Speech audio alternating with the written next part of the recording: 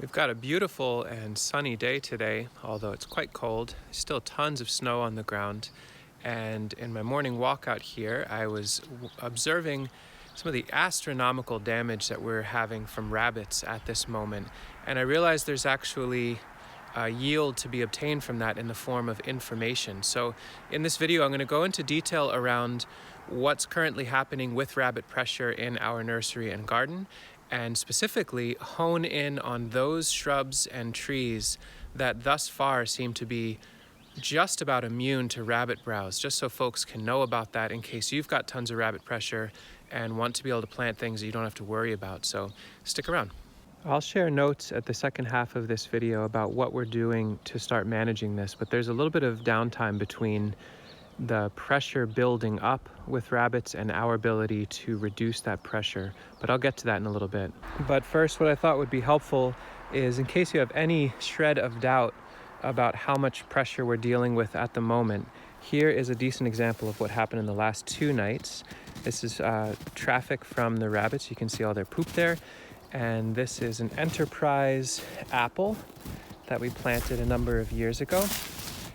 And so you can tell this is definitely not a plant that is rabbit proof.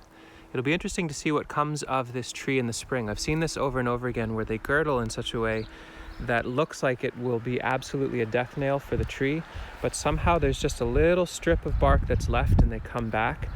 What I would encourage folks to do is check out, I'm going to link here to Stefan Stoback, the Miracle Farms permaculture orchard. He's got some great observations at an orchard scale of what he does around managing browse from rabbits and voles and understanding their needs. But this just gives you a sense of what we're dealing with. The pressure is absolutely immense. And so you can see that if we're getting this level of browse from rabbits, there's this much traffic. This is a great testing site that if there is a plant that a rabbit may be interested in browsing, they're going to browse it in this garden. So we clearly see that apples are a target. Let's focus on those plants that, even though there's this much rabbit browse, this much traffic each night, that they're truly not getting any browse at all. I'm going to start listing them off for you right here. We don't have to travel too far from that completely brutalized apple to find our first shrub that, for whatever reason, I've pretty much, as far as I can tell, have never seen rabbit browse. You see the amount of tracks around them, and that is the elder. Now in this case, we're looking at American elder. This happens to be Scotia. This happens to be wildwood, but I don't believe that it's named variety by variety. I think overall, American elder and I believe I've observed European elder are both absolutely disinteresting to rabbits. Here's their foot traffic, there's their poops. They could have nibbled on every one of these branches if they wanted to. There are both small branches and thicker branches, so it's not just about the age of the wood. Elderberry seems to be immune to browse from rabbits. I wouldn't say it's immune from deer, but from rabbits, you're pretty clear. The rabbit highway continues. At least a few rabbits moving along this path.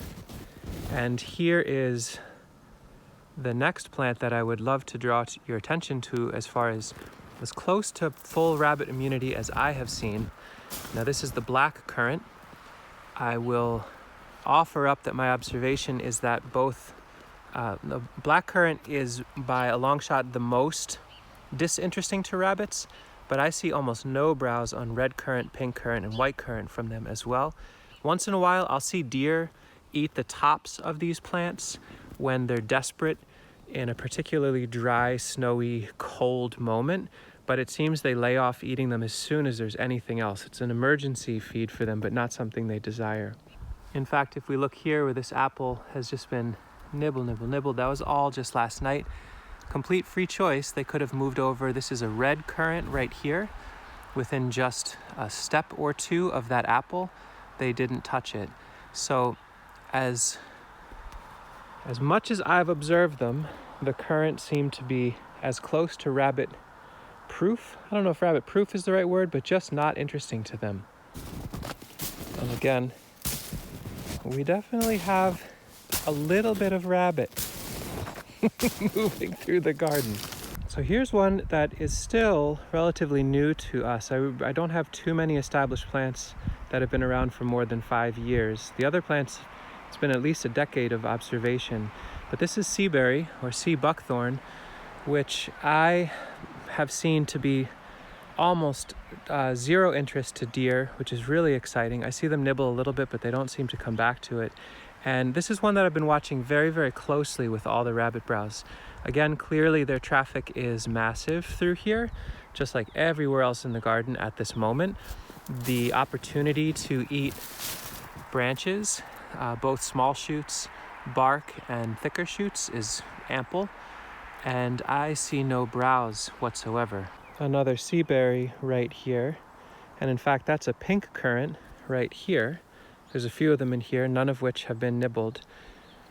That's the Audubon of rabbit traffic. They spent a lot of time in this thicket of hazel. They love hazel, although they don't seem to devastate hazel. The hazel is pretty capable of rebounding. But that's for another video of what plants can manage the browse. The traffic continues like crazy, and here is another seaberry patch. This is a male seaberry, and this is radiant female, a cultivar. A little bit of rabbit movement, and zero browse that I can detect. It might be happening, but boy, I just can't see it. And clearly they moved right through it. They were sniffing. Maybe they took a sample bite here or there, but they did not commit in any way, shape, or form to eating anything on this. In fact, they were on their way quite clearly to this autumn olive. Autumn olive being one of their top tier nibbles, almost up there with apple. And gumi, my gosh, they hammer gumi. That's something to be very careful about. If you plant gumi, high value, wonderful plant, you need to fence it off from rabbits in the winter. Okay, that's the very first time I've seen browse from rabbits on a seaberry. There's 2 little bites here. Was it that they were sampling? Or was it that they were in a frenzy of eating the autumn olive and mistook a branch for being more autumn olive? But for those 2 little nibbles, that's it. We'll call that a sample bite. I don't think it's indicative that they're going to be hammering it. Just in case you're interested in seeing, here's gumi. That's this plant I'm wiggling. Looks quite like an autumn olive. Browsed non-stop.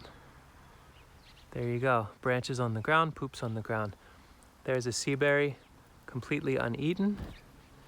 There's a black currant, completely uneaten. But Elaeagnus crew, they get wailed on by those rabbits. I probably should have said this up front, but I think it goes without saying that what I'm sharing with you, don't mind me as I try to manage my way through 2 feet of snow here. What I'm sharing with you is observations from our landscape in our climate with the plants that we're growing here. And these are particular rabbit populations and particular pressures and diets. So I'm not suggesting that any of this is golden rule. What we see here will definitely be the case everywhere else. But I feel like after 10-ish years of watching this pretty closely, it's not unreasonable to suggest that these plants are decent baselines to consider planting if you've got lots of rabbit pressure and don't either have the financial picture to be able to do the fencing, or you don't like the idea of fencing. Speaking of fencing, an important and definitely depressing observation that I've made over time: standard 2x4 welded wire fencing, which is inexpensive, easy to put up, a great trellis, works for deer, by all accounts would be the best fencing for a garden. If the rabbits are younger, they are completely able to move through this fence with no problem. Really big older wild rabbits, maybe not as much, but 2x4 welded wire fencing is basically rabbit porous. That is sad. Now, I could be missing something here, and certainly things can change as the rabbits move through other food that's available. But in front of me, these arching canes are black-cap raspberries. These particular ones are chance seedlings that a friend of mine found that we call peach cap. You can see the color is very pale. They actually make a peach or salmon-colored black-cap raspberry. It's absolutely delicious. And again, a pretty good amount of rabbit moving through here. Free choice for them to nip at all sorts of different sizes of stem. and I can't see, it looks like they've come through here quite a bit to see what they do want to eat, and they didn't commit to eating any of it. Now, as they get more desperate, would they eat this? Quite possibly, but I feel like if plants have a fair bit of spike on them to begin with, which these certainly do, they've got a nice thorny sharpness, they're uncomfortable to touch. Rabbits may very well eat them, but I think it's something they would leave as a last resort.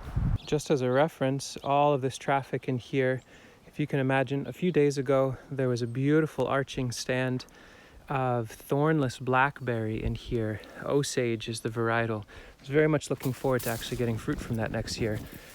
You can see one cane that remains, but that was last year's cane, so it was completely dead and the rabbits weren't interested. Because it's a thornless variety, it's way more comfortable for their soft palates to eat that. So yeah, it's great to have thornless for us. It's great for rabbits too. They really enjoy the easy nibbling on that. So there's a trade-off there. Same thing with deer. Very thorny, wild, feral blackberries and cane fruits that have their original thorns, way more resistant to that browse. You get thornless, it's a nice trade-off of pleasure for you, and you can anticipate that it's more pleasurable for herbivores as well. This would be a great opportunity to pause here on giving my little list of some plants that we're seeing sneak through unscathed during what is basically a peak rabbit browsing moment in the winter, and ask the community here, what have your experiences been? Do you have plants growing where there's a huge amount of rabbit browse, and you find that a particular plant or a whole list of plants do incredibly well despite that pressure? I'm also very open to hearing that in your experience, the plants that I've listed did not prove to be rabbit proof or disinteresting to them. There's a lot more for us to learn. I always expect that what I think I know now may very well be something that I realized I didn't know later on. I think you know what I'm trying to say. But I'm just sharing notes with you now. 10 years in, and in a particular moment of extreme browse, elderberry, the currants in general, sea buckthorn, and very, very spiky cane fruits seem to do pretty darn well despite all that browse. Let me know what you think. So in this part of the video, what I'd like to do now is talk about clearly, as a nursery and as people that grow plants that we care about and that we depend on for our food and medicine and our income, we can't passively just let this continue to happen. Now, I talked in a previous video about the idea of deflecting rabbit browse by putting apple branches where you'd like to see them go. And that is helpful up to a point, but once you get deep, deep snow that covers that lower branch crop, you need to replace them and manage them. So I have moved towards hunting rabbits, and I've designed a layout that incorporates the lure, gives them pleasure in really high quality food, and makes it easier for me to hunt. So I'm going to share notes with you on that. So we clearly need to add another layer of fencing around our garden and fence off key plants, but we can't really do that till the snow recedes. So we have to reduce the rabbit pressure somehow. And what you can see here, we're right next to one of our compost bins on the north side of our garage. These are all prunings from the large apple tree in our backyard. And as you can tell, these are incredibly desirable to the rabbits. They love the bark and the young buds and branches. In fact, this has become a very intense magnet location that the rabbits frequent every single day. They generally come by around 8 p.m., again at 10 p.m., then midnight, 1 a.m., and then a last hurrah around 6:30 in the morning. And I know that because I set this pile of branches and stems here and set that little camera up right there. So I can review that every few days and understand the flow and rhythm of when they're coming here so that I can hunt them effectively with a pellet gun. And you can see what I went through and did with a snow shovel is remove the snow down enough that access and flow for them is really easy through here, and it follows along. We provide them a little bit of nice Nanking cherry branches right there. I took some polycarbonate and made a barrier and packed snow on the other side to encourage them to follow the path rather than jump over there and move towards the garden. And around this bend, You can see that's one of their entrances. This is the brush wall that they live in. There's a few places where they come and go. And so we now have easy access for them to leave where they live and come around, make a short commute to where there's just an unlimited wall of food that is high value to them and is within 15 yards of our garage, so I can come out and hunt them. And you can see I banked a whole bunch of prunings of apples in snow to preserve their moisture and freshness. Basically, they're in like a freezer right now. And every few days, what I'll do is take a branch that's spent. For example, this branch. There's a little bit left for them to eat, but not much. I've flipped it a few times, and they've had an incredible enjoyment with this. And so I can replace this with a fresh stem. By putting this all near our compost as well, underneath here are wood chips and sawdust. And in the spring, what we can do is harvest all of this manure and put it into our compost so that we can then move it to the garden. So their fertility is being focused where we can harvest it in a meaningful way. I understand that clearly there are other ways to hunt rabbits. There's a whole lot of information about snares, and people offer up a wide range of what they believe to be, is it humane or not? I have really deep fundamental doubts. I almost wanted to go the snare route because I did not want to deal with more and more browse happening in our garden. It's a huge loss to us, probably upwards to $3,000 to $5,000 worth of plants that we've lost so far. But to my mind, if I'm going to kill a rabbit, it needs to be where right up to the moment that they are shot, they're having as much pleasure eating the highest quality foods that nourish and keep them comfortable, and that I can take a shot that I feel very confident will kill them as immediately as possible. The rabbit that I shot the other day here died within about 3 to 5 seconds, and Sasha cleaned them. She's going to tan the hide, and she made a beautiful traditional Italian pasta that was just absolutely divine and nourishing. And so their nutrient moves back through us and back through this landscape. And they had pleasure right up into the moment where I harvested or killed them. And that feels like the only way I can ethically wrap my head around reducing their populations as a predator. In the long term, what needs to happen is a better quality balance of predator pressure, wild predator pressure for these rabbits. So my plan is to be building some more owl homes and perhaps some kestrel housing. Look into what their contexts are. Where can we set up that housing so that they can browse and hunt for rabbits a little bit better? We'll need to put up more physical barriers around the outside, but again, we can't do that until spring. And so in the meantime, I will be the predator, and I will try to do so as ethically and thoughtfully as possible while providing as comfortable and nourishing a life for those rabbits. And we'll tolerate their browse as much as possible until we find that equilibrium. And so that's what's going on that front. This is a long video. I'd love to hear your feedback on that. I'm also very open to some dialogue around the ethics of this. I can imagine some of you are vegan or vegetarian, and the idea of me hunting a rabbit and eating them is abhorrent on the surface, but I'd encourage you to dig a little deeper thought-wise. I know many organic farms that have rat traps and rat poison and use other measures in order to control herbivory.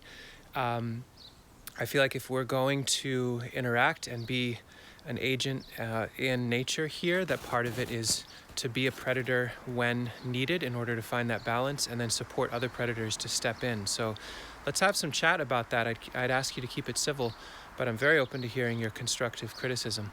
Thanks for watching.